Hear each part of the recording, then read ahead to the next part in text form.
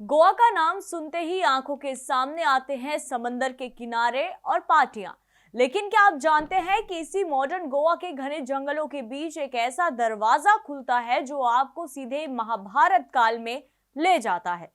एक ऐसी जगह जिसे कोंकण की काशी कहा जाता है, जहां पत्थर की दीवारों में 1500 साल पुराने राज दफन है, और एक ऐसा मंदिर जहां महादेव खुद एक विशाल जलप्रपात की भयंकर गर्जना को सदियों से निहार रहे हैं। क्या ये गुफाएं वाकई पांडवों का गुप्त ठिकाना थी, या यहाँ बौद्ध भिक्षुओं का कोई रहस्यमयी मठ था? आज राष्ट्र टीवी के इस खास पेशकश में हम गोवा के उस रहस्य से पर्दा उठाएंगे जिसे दुनिया ने अब तक नहीं देखा। नमस्कार, बहुत स्वागत दोस्तों आप सभी का राष्ट्र टीवी पर। मैं हूं आपके साथ पूजा शर्मा। गोवा के आधुनिक शोर शराबे से दूर सह्याद्री की गोद में बसा है श्री रुद्रेश्वर मंदिर। यहाँ महादेव अपने सबसे प्रचंड और शक्तिशाली रुद्र रूप में विराजमान है। एक ऐसा मंदिर जहां भगवान का मुख सीधे एक विशाल जलप्रपात की ओर है, मानो साक्षात गंगा मां सदियों से महादेव का अभिषेक कर रही हो। यहाँ स्थापित शिवलिंग स्वयंभू माना जाता है, जो किसी इंसान ने नहीं बल्कि प्रकृति ने खुद प्रकट किया है। इसे कोंकण की काशी भी कहा जाता है, क्योंकि मान्यता है कि यहाँ के भीमकुंड में पितरों की अस्थियां विसर्जित करने से उन्हें सीधे शिवलोक की प्राप्ति होती है। महाशिवरात्रि के दिन यहाँ का नजारा अलौकिक होता है, जब हर भक्त को बिना किसी भेदभाव के सीधे शिवलिंग को स्पर्श करने की अनुमति मिलती है। यहाँ की हवा में एक ऐसी आध्यात्मिक ऊर्जा है जो आपके शरीर के रोए खड़े कर देती है। यहाँ विनाश और पुनरुत्थान के देवता का साक्षात निवास स्थान है। रुद्रेश्वर मंदिर की घंटियों की आवाज का पीछा करते हुए जब हम थोड़ा आगे बढ़ते हैं तो सामना होता है पत्थर की रहस्यमयी दीवारों से, जिन्हें अरवालम गुफाएं कहा जाता है।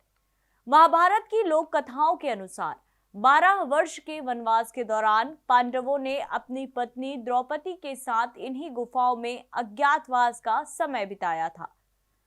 यहाँ मौजूद 5 अलग अलग कक्ष उन 5 भाइयों के प्रतीक माने जाते हैं। यहाँ की छठी गुफा आज भी जिज्ञासा का विषय है, जिसे स्थानीय लोग द्रौपदी की रसोई कहते हैं।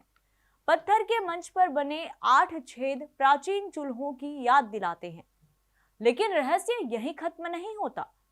मान्यता है कि जब पांडव प्यासे थे तब महाबली भीम ने अपनी गदा से पहाड़ पर प्रहार किया और ये जलधारा फूट पड़ी, जिसे आज भीम कुंड कहते हैं। मॉनसून में इसकी आवाज किसी शेर की दहाड़ जैसी होती है, जो आपके मन के सारे शोर को शांत कर देती है।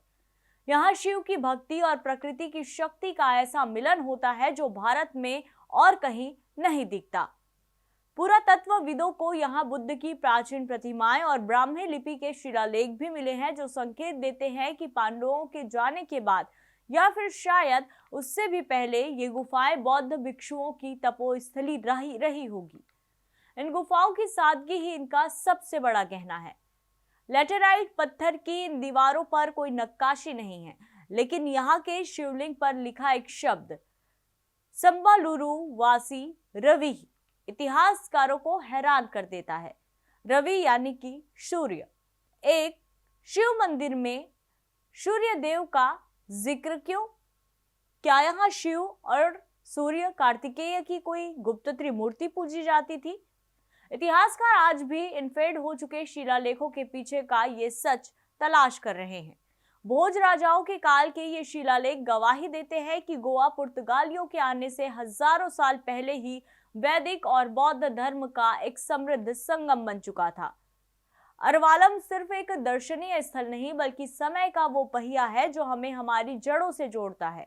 यहाँ की हर बूंद में भीम की शक्ति है और हर पत्थर में पांडवों का संघर्ष और महादेव की शांति। तो अगली बार जब आप गोवा आए तो इन रहस्यमयी गुफाओं और रुद्रेश्वर की चौखट पर अपना सिर झुकाना ना भूलें। फिलहाल आज के इस खास पेशकश में इतना ही। कल फिर से सुबह 8 बजे आपसे रूबरू होंगे एक ऐसे ही वास्तविकता पर आधारित नई कहानी लेकर। तब तक के लिए बने रहिए राष्ट्र टीवी के साथ। नमस्कार।